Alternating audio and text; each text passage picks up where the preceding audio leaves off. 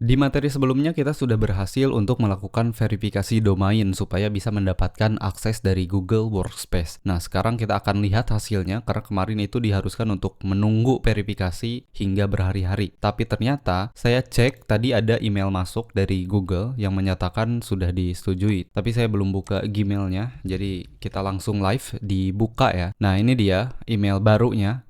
Google Workspace for Non-Profit telah diaktifkan.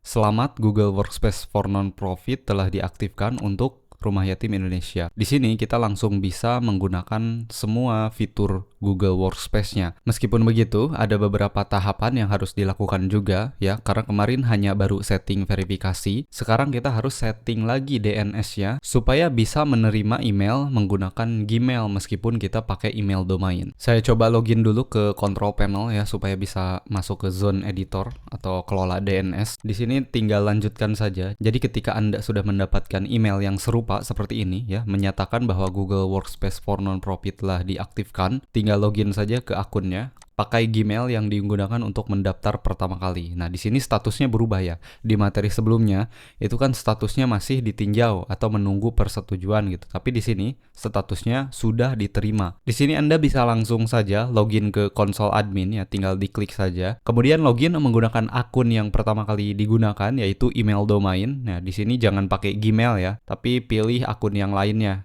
Nah, ini dia, info@Rumah Yatim Indonesia. Di sini langsung login saja supaya bisa langsung masuk ke konsol adminnya. Di sini saya sudah login ke konsol admin ya. Kita lihat apa saja yang harus dilakukan selanjutnya, yaitu verifikasi domain dan juga MX record. Saya akan coba langsung lihat saja di bagian billing atau penagihan, di bagian langganan apakah sudah berhasil aktif sepenuhnya atau belum. Nah, di sini keterangannya sudah aktif ya. Statusnya aktif, lisensi untuk semua user atau semua pengguna, paket pembayarannya gratis. Nah, di sini pembayaran jatuh temponya tidak ada. Jadi ini full gratis 100% lifetime tanpa ada biaya bulanan sedikit pun. Setelah itu bisa langsung ke akun, bagian domain, ada domain apa saja yang terdaftar. Nah, ini dia ada 2 domain ya, Rumah Yatim Indonesia Tes. Nah, ini domain uji coba yang kemarin untuk verifikasi, tapi diabaikan saja. Yang perlu kita perhatikan adalah domain utamanya, yaitu Rumah Yatim Indonesia. Ini terverifikasi, tapi Gmailnya belum diaktifkan. Supaya bisa menggunakan Gmail, menggunakan email domain, itu harus ada verifikasi MX record. Tinggal diklik saja aktifkan Gmail, kemudian dipilih siapkan data MX. Klik berikutnya. Sama seperti verifikasi di materi sebelumnya, kita harus masuk ke kontrol DNS atau kelola domain untuk menambahkan record baru. Di sini klik berikutnya ke langkah 2. Kalau misalkan sebelumnya disuruh untuk verifikasi TXT, di sini kita harus memasukkan data MX record. Caranya mudah saja, tinggal masuk ke kelola DNS di domainnya, manage, kemudian add record. Di sini tipenya pilih MX. Kemudian apa perintahnya? Di sini prioritasnya 1, oke. Di sini ketik 1 prioritasnya. Kemudian integer atau tujuannya itu SMTP Google. Maka di sini dipilih SMTP Google, dikopas saja. Kemudian valid zone-nya dikasih add. Nah, kalau misalkan pakai Cloudflare atau misalkan kelola DNS dari domain bawaan, itu langsung ketik add ya. Tapi di sini saya tidak bisa karena menggunakan control panel, jadi harus domainnya. Kemudian save record. Setelah itu balik lagi ke sini, klik aktifkan Gmail. Tunggu prosesnya sampai benar-benar selesai. Di sini Google sedang memvalidasi apakah MX record-nya itu sudah ada atau belum. Nah, sebagai contoh di sini ada keterangan juga apa yang harus dilakukan. Ada record dari MX yang harus dihapus. Data MX Anda tidak cocok, Anda perlu menghapus data lama dan menambahkan data yang tidak ada, sebagaimana yang tercantum di sini. Nah, ini record bawaan dari hosting yang emailnya itu SMTP yang menggunakan webmail itu harus dihapus. Jadi masuk lagi ke domain manajernya, kemudian cari MX record. Nah, ini ada 2 nih, berarti Google sudah sesuai mendeteksinya.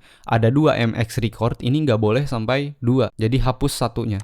Yang ini, yang atasnya. Disisakan yang SMTP Google ini. Kalau misalkan sudah, klik lagi di sini, coba lagi aktivasi. Jadi untuk MX record ini hanya boleh 1 saja. Kalau misalkan pakai Workspace, yang dimana pointingnya itu ke SMTP Google. Di sini sudah berhasil ya, bagus sekali. Data MX telah diperbaharui. Proses selanjutnya, biasanya Anda dapat mengirim dan menerima pesan di alamat Google Workspace yang baru dalam waktu kurang dari 6 jam. Tapi di sebagian domain atau sesuai dengan providernya, itu bisa jadi lebih dari dari 1 hari. Bahkan di sini juga Google menjelaskan mungkin perlu waktu hingga 48 jam sebelum Anda menerima email di alamat yang baru. Jadi tugasnya hanya menunggu sampai sini sudah selesai, semua layanannya sudah bisa dieksplor dan bisa digunakan. Nah, ini dia keterangannya sudah berubah. Jadi domain utamanya ini dan statusnya terverifikasi, Gmailnya sudah diaktifkan. Kalau misalkan mau tambah domain, misalkan dalam satu lembaga itu punya banyak website, contohnya yang satu untuk profile, yang satunya untuk kebutuhan crowdfunding, di mana menumpukan semua program di dalam satu website, itu bisa ditambahkan ke sini. Jadi batasannya bukan hanya untuk satu domain, tapi banyak domain. Jadi kalau misalkan punya 100 website, dimasukkan ke sini bisa, ya silahkan saja kalau misalkan butuh. Oke, jadi sampai sini, ini sudah berhasil dan sudah bisa digunakan. Anda langsung bisa login ke Gmail menggunakan email ini, dan bisa digunakan sepuasnya, tanpa batasan, dan ada banyak fitur baru yang bisa dieksplor. Contohnya di Gmail ini langsung terintegrasi dengan Google Meet dan juga Google Chat, yang dimana di email biasa itu tidak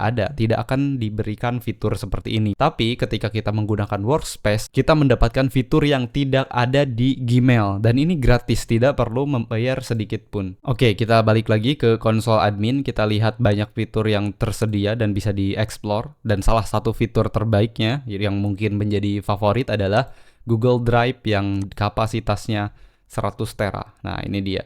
Saya zoom ya ke bawah. 0 byte dari 100 terabit belum digunakan ya. Ini bisa digunakan sampai 100 tera. Jadi kalau misalkan ada dokumentasi yayasan, dokumentasi program, itu bisa masukkan semuanya ke sini tanpa khawatir akan kena limit. Kalau misalkan pakai Gmail kan dijatah hanya 15 giga. Tapi kalau misalkan pakai ini bisa sampai 100 terabyte. Jadi nggak perlu khawatir lagi kehabisan resource dan nggak perlu lagi bikin email banyak hanya untuk menampung dokumentasi. Cukup di satu tempat semuanya bisa diisi. Jadi mungkin sampai sini saja untuk materi ini. Dari awal sampai akhir saya akan berikan recap sedikit ya. Di sini untuk mendapatkan Google Workspace untuk non-profit sangat-sangat mudah. Tapi mungkin untuk sebagian orang yang awam, yang belum pernah paham tentang website, tentang kelola domain, itu akan sedikit puyeng gitu. Tapi nggak ada masalah kalau misalkan Anda beneran pengen dapat ini, ya ada sedikit effort yang harus dikeluarkan, yaitu sedikit puyeng untuk belajarnya. Saya recap beberapa tahapannya. Jadi pertama itu harus punya website aktif, jelas narasinya juga, dan juga lengkap semua halamannya, beserta email domainnya disiapkan dulu. Kemudian pengajuan menggunakan legalitas yang ada dengan akte dari Kemenkumham, itu bisa langsung diajukan. NPWP juga bisa disiapkan kalau misalkan nomor AHU-nya ditolak. Bisa coba pengajuan menggunakan NPWP juga, kirim via email. Setelah berhasil disetujui, tinggal verifikasi domain. Ini menunggu waktu juga 1-2 hari. Setelah itu jika sudah disetujui, langsung verifikasi MX supaya bisa menggunakan email service-nya atau disebut dengan Gmail. Jadi nanti kita bisa pakai akun Google-nya, bukan pakai Gmail lagi, udah nggak zaman gitu. Pakainya email domain, jauh lebih profesional, fiturnya jauh lebih banyak daripada email biasa, dan pastinya kapasitas penyimpanannya itu jauh lebih banyak, ribuan kali lipat daripada pakai Gmail yang biasa. Kalau misalkan Anda sudah mendapatkan semua aksesnya, silahkan maksimalkan yang ada, gunakan dengan baik. Jangan sampai aksesnya itu bisa tersebar luas, apalagi di internal yang sedikit nakal, itu harus benar-benar dijaga, karena nanti kalau misalkan hilang aksesnya itu sangat rawan sekali untuk diperjualbelikan.